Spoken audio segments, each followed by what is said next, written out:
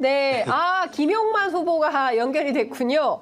그 사이에 반갑습니다. 네, 반갑습니다. 지금 김용만 후보님 어디 계십니까? 전 지금 미사역에 있는 저희 그 후보 캠프에 있습니다. 미사역 후보 캠프에. 자, 우리 네. 김용만 후보는 하남에서 지금 선거 출마해서 활동 중이신데요. 지난번 스튜디오에서 뵀을 때보다 얼굴이 훨씬 헬스케지셨습니다. 아유, 제가 지금, 예. 오랜만 선거를 시작하고 6kg가 빠졌습니다. 6kg이 빠졌어요. 네. 세상에. 네. 야, 이제 앞으로 다이어트 하려면 선거 운동 해야 되겠다. 예, 너무 피곤한 일정, 매일 고단한 일정 하고 계실 텐데요. 어떻습니까? 지역에 많은 유권자들과 만나고 계실 텐데요. 22대 국회 들어가면 당신 이 일을 꼭 해줘라. 어떤 게 있습니까? 일단 제가 그 백범 할아버지의 증손이라는 부분을 많이들 이제는 알고 계세요. 네. 그렇다 보니까 그 최근에 네. 있었었던 뭐 서울시 의회에서의 예. 그 우길기와 관련된 부분이라든지 아니면은 기타 역사와 관련해서 네. 정말 좀 우리 대한민국 국민으로서 느끼기에 좀 억울하고 좀 잘못됐다고 하신 부분에 대해서는 확실히 좀 활동을 해달라 네. 해서 어찌 보면 제가 영입을 받고 말씀드렸던 역사 왜곡 방지법, 뭐 네. 국립묘지법 같은 것과 같은 맥락의 네. 요구들을 많이 하십니다. 네. 지금 이제 그 시청자분들께서 이게 무슨 일이지 궁금해 하실 것 같아서 제가 관련 내용을 조금 설명을 해 드리겠습니다. 4.3입니다. 지난 3일. 그러니까 제주 4.3 항쟁이 있었던 지난 3일에 국민의힘 소속 서울시 의원들 19명이 이런 얘기를 했어요. 무슨 입장을 발표했냐면 이미 시민들에게 반제국주의 의식이 충분히 함양돼 있고 제국주의 상징물 사용에 거부감을 가지고 있으므로 공공사용 제한물 조례로 규정하는 것은 과도하다. 이렇게 판단한다면서 일본 제국주의 상징물의 공공장소 등에서의 사용 제한 폐지안, 이 조례를 폐지안을 발의를 했다가 당내의 반대로 자진 철회한 이런 사건이 있었습니다. 때 아닌 우길기 논쟁이 또 시작이 되는 거 아닌가라는 생각이 좀 드는데요. 앞서 말씀 주신 대로 백범 김구 선생의 증손으로서 걸핏하면 이렇게 망언들이 터져 나오는 문제들에 대해서는 좀 어떤 심경이세요? 뭐 실은 영입을 받고 우리 장윤선 취재 편의점에서도 말씀드렸지만 네. 이게 연속적으로 일어나고 있습니다. 이게 당장 다음 달에 또 새로운 부분에서 우리 역사적으로 상처를 주는 말들, 방금과 같이 우길기를 마음대로 이제 사용할 수 있게 해달라와 같은 얘기들이 나와도 어색하지 않은 사회가 돼버리고 있는 것 같습니다. 네, 이런 부분에 있어서 좀 활동하고 대응하라고 제가 지금 여기서 선거운동을 하는 것 같고요. 만약에 당선이 된다면 정말로 이 부분에 있어서만큼은 제가 신인이지만 다른 선배님들 못지않게 앞장서서 좀 목소리를 낼 수 있도록 하겠습니다. 네, 역사 왜곡 금지법 이런 것들 반드시 필요하다 이제 이런 말씀 좀 주셨습니다. 그 사실 이번에 국민의힘 공천 과정을 보면 일제 친일 망언을 한 분들이 많이 있어요. 특히 이제 충청도에 좀 계시는데 정진석 후보 그리고 또 누굽니까 저 성일종 후보. 그리고 대전의 조수연 후보 이 세 분이 좀 대표적인 친일 망언을 하신 분들이 아닌가 싶은데 일제가 더 좋았다는 거거든요.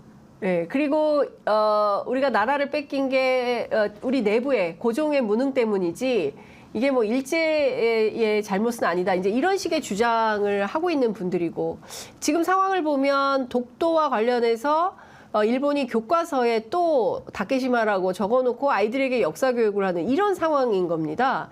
그런데 우리 정부는 적극적으로 대응을 못하고 그리고 또 후쿠시마 오염수만 하더라도 벌써 7조 톤 이상이 풀렸음에도 대응이 잘 안 돼요. 이 국회에서 뭘 역할을 좀 할 수 있겠습니까? 그럼요. 일단은 제가 봤을 때는 입법적인 부분에서의 대응이란 거는 네. 앞서서 이미 말씀을 드렸던 것 같고요. 네. 그다음 또 하나 중요한 것이 저는 이 인식에 대한 부분에서 목소리를 더 내야 된다고 생각을 합니다. 저는 국회의원이라는 이 한마디로 역할이 네. 단지 입법만 한다고만 생각하진 않습니다. 우리 사회가 생각하는 좋은 지도자를 뽑는 거라고 생각을 하거든요. 그리고 지도자라 하면 이제 나를 대변해 줄 수 있는 사람, 내가 하고 싶은 말을 먼저 알아보고 앞장서서 얘기해 주는 사람이라고 생각을 하는데, 그런 맥락에서 정말 잘못된 부분에 대해서 우리 사회적으로 이건 잘못됐습니다라는 목소리를 좀 통쾌하게 내주는 부분도 꼭 이루어져야 된다고 생각을 하고요. 저는 그 부분에 있어서도 우리 지지자분들과, 그리고 또 지지자가 아니시더라도 역사에 대해서 올바른 인식을 하고 계신 분들과 함께 그런 목소리 내면서 사회적인 분위기, 사회적인 환경에 대해서도 같이 개선해 나갈 것을 좀 해보고 싶습니다. 네. 사실 독립운동가들이 많이 어렵게 살고 계십니다.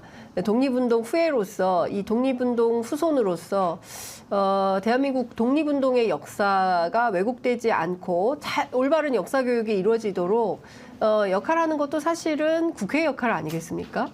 그런 차원에서 보면 독립운동가들에 대한 우리가 좀 잘 모시지 못하는 면은 없는지 이런 것도 좀 살펴봐야 될 것 같다는 생각이 좀 들어요. 그동안 그런 활동을 많이 해오셨는데요. 현재 독립운동가들 좀 어떻게 다 많이 연로하시고 특히 강제징용 피해자분들 너무 힘들게 계시고 하셔서 관련해서도 좀 국회에서 어떤 입법 활동이 필요하지 않을까라는 생각도 드는데 그 부분은 좀 어떻게 보실까요? 네. 우리 독립운동가 그리고 독립운동가 후손분들에 대한 처우 개선에 있어서는 지금 우리 광복회에서도 활동을 하고 계시지만, 그 외에 제가 할 수 있는 부분에서는 당연히 더 추가적으로 활동을 할 거고요. 또 현재 활동을 하고 있는 기관들과도 연대해서 조금 더 빠르고 정확하게 좀 추진이 될 수 있도록 노력을 할 거고요. 또 그런 부분에서 아까 말씀드렸던 그 사회적 환경과 분위기 개선이라는 게 그분들에겐 굉장히 중요합니다. 이제 많이들 제가 들어왔던 얘기 중 하나가, 솔직히 많이 힘들기도 힘든데 경제적으로, 삶적으로 그 상황에서 더 나를 힘들게 만드는 것이 사회적 인식 부족이다. 지금 독립운동가 후손으로서 살고 있는데 이렇게 아까 말씀 주신 많은 분들이 이 상처를 주는 말들을 쉽게 하고 그렇게 질타를 받지 않고 또 문제가 제기되지 않고 그냥 넘어가 버리는 것 또한 그분들에게는 큰 상처거든요. 그래서 그런 목소리를 내고, 실제 그런 목소리를 낸 분들이 잘못된 얘기를 한 분들이 그 잘못된 것에 대한 상응하는 이 조치가 취해지는 것까지도 같이 검토를 해야 된다 생각하고요. 또 그걸 초월해서 우리 독립운동가 후손분들이 좀 자긍심을 갖고 삶을 살 수 있도록 하는 그 분위기 조성도 같이 하겠습니다. 네. 홍범도 장군 흉상 문제는 어떻게 되는 겁니까? 그 홍범도 장군 흉상에 있어서는 우리 우원식 의원님과 네. 계속해서 같이 대응을 하고, 네. 우리 21년도에 영웅처럼 모셔온 분의 흉상이 그러니까요. 불과 몇 년이 지나지 않아서 네. 이렇게 갈 곳을 잃고 왔다 갔다 해야 되는 그런 상황을 만든 것 자체에 대해서 저는 이번 선거가 심판을 하는 기점이라고 생각합니다. 그 네. 심판된 이후의 모습이 또 있을 겁니다. 그리고 분명히 그 모습은 정말 우리 영웅들을 잘 모시고 예의를 갖추는 그런 모습일 겁니다. 그 부분들이 분명히 우리 국민들께 지금 마음에 있을 것이라 생각되고요. 반드시 그 마음을 우리 선거로 좀 표출해 주시기를 부탁드립니다. 네. 그렇습니다. 국민들이 도저히 양보할 수 없는 몇 가지 포인트가 있습니다. 첫 번째는 독도, 두 번째는 동해. 그렇지 않습니까? 더 이상의 역사 왜곡은 일본 구구 우익들의 선동에 흔들리지 않는, 그 어떤 누구도 흔들 수 없는 그런 나라가 되어야 한다. 문화적으로도 찬란한 그런 국가여야만 한다라는 게 아마 국민된 다들 좀 자부심 이런 게 아닌가 싶습니다. 자, 끝으로 지금 사전투표율 공개가 됐는데요. 경기도가 조금 힘을 내야 됩니다. 지금 좀 오르긴 했어요. 전반적으로 전체 오전 10시 기준으로 3.6%, 그러니까 157만 9,055명 투표를 한 상태이고요. 그리고 사전투표율 집계에 따르면 경기도가 3.1% 이렇습니다. 서울 3.5. 경기도 좀 분발해야 될 것 같습니다. 자, 끝으로 투표 동료 한 말씀 하시죠. 네, 아까 그 답변을 드리는 과정에서도 말씀드렸습니다. 지금 지난 2년 동안 우리가 너무나도 힘들게 살았고요. 그 힘들게 사는 과정 속에서 수많은 정말 비참한 사건들도 많았습니다. 우리가 얘기하는 이채양명주라고 얘기를 하죠. 이태원 참사, 최상병 사건, 양평고속도로, 명품백 수수, 주가 조작, 그 외에 방금 얘기하신 홍범도 장군의 흉상, 핵오염수 방류 등등, 그리고 최근에 있었었던 우길기를 마음껏 우리 대한민국에서 사용을 하자 등, 지금 선거 기간 중에도 이런 일들이 연이어서 나오고 있습니다.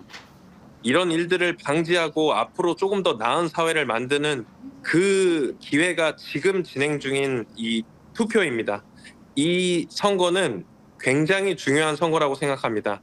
잘못된 부분을 심판하는 선거기도 하지만 나아가서는 우리가 앞으로 어떻게 살아갈지를 결정하는 아주 중요한 선거입니다. 그렇기 때문에 오늘, 내일, 그리고 4월 10일 본선거 때 많이 바쁘시고 또 힘드시겠지만 꼭 나오셔서 우리 미래를 위한 투표라고 생각하시고 함께 우리 대한민국 헌법 정신과 자유민주주의를 수호하는 데 기여해 주시길 바랍니다. 네. 자, 오늘 동아일보입니다. 동아일보 일면이 여야 2030 잡아야 이긴다. 이제 이런 보도를 하고 있습니다. 사실 우리 김용만 후보는 30대죠. 그 젊은 청년층이기도 한데요. 2030 유권자들에게 각별히 또 하시고 싶으신 말씀이 있다면 그 말씀도 좀 같이 듣겠습니다. 예. 제가 좋아하는 말 중에 하나가 이제 소크라테스의 제자였던 플라톤의 말입니다. 예, 우리가 정치에 관심을 갖지 않았을 때 받게 되는 가장 큰 비극은 저질스러운 사람에게 통치를 당하는 거라고 합니다. 네. 우리 젊은 분들께서도 지금 이 부분을 꼭 주지하셔서 정말 앞으로 나아갈 미래, 당장 나를 위한 미래를 꼭 보호하고 수호해야 된다고 생각을 합니다. 그렇기 때문에 상대적으로 관심이 없을 수 있는 부분이라고 생각합니다. 왜냐하면 저 또한 그랬지만 정말 입시를 위해서, 그리고 우리 취직을 위해서, 그리고 취직 후에는 또 거기에 대한 선배들과의 적응을 위해서 매일매일이 바쁘고 힘든 연속일 겁니다. 저도 그랬습니다. 하지만 그 과정에서 조금만 더 관심을 갖고 내가 속한 사회에 대한 이 올바른 방향에 대해서 관심을 갖고자 한다면 진짜 이번 투표가 너무 중요하고요. 또 그 투표의 방향에 있어서도 어떤 일이 있었는지 요새는 우리 인터넷 보면은 간단하게 잘 나오거든요. 그래서 네. 한번 찾아봐 주셔서 그 진로, 그 미래를 꼭 본인의 손으로, 내 손으로 수호하실 수 있는 기회를 꼭 잡으시길 간절하게 부탁드립니다. 네. 아유, 오늘 말씀 잘 들었습니다. 감사합니다. 감사합니다. 네, 고맙습니다.